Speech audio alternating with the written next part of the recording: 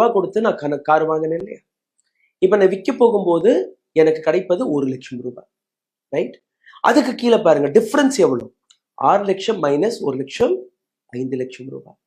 இப்ப as per madam Nirmala 5 லட்சம் ரூபாய்க்கு நான் 18% ஜிஎஸ்டி கட்டணும். ஏற்கனவே நான் 6 லட்சம் ரூபாய் வாங்கின காருக்கு 5 லட்சம் ரூபாய் நஷ்டப்பட்டு 1 லட்சம் ரூபாய்க்கு அந்த காரை விற்கிறேன், சரியா?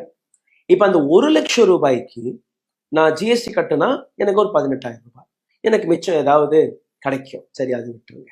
பட் இங்க மேடம் என்ன சொல்றாங்கன்னா, இல்ல இல்ல இல்ல, இந்த 1 லட்சம் ரூபாய்க்கு நீங்க ஜிஎஸ்டி கட்டக்கூடாது, எவ்வளவு ரூபாய்க்கு வாங்கினீங்களோ எவ்வளவுக்கு இப்ப விற்கிறீங்களோ அது ரெண்டையும் கழிச்சு பார்க்கும்போது அந்த டிஃபரன்ஸ் வருது இல்லையா 5 லட்சம் ரூபாய், அதுக்கு நீங்க சரி இந்த 5 லட்சம் ரூபாய்க்கு எவ்வளோ எனக்கு ஜிஎஸ்டி வரும், 18%. எவ்வளோ ஆகுது, 90,000 ரூபாய். நான் வித்தது எவ்வளோ, 1 லட்சம் ரூபாய். என் கையில எவ்வளவு மிச்சமாகுது, வெறும் 10,000. இப்ப இன்னொரு ஸ்டேட்மெண்ட் கொடுத்திருக்காங்க, இல்ல இல்ல இது வந்து இண்டிவிஜுவல்ஸ்க்கு கிடையாது, இது வந்து registered car fire and seller. யார் இந்த registered car fire and seller?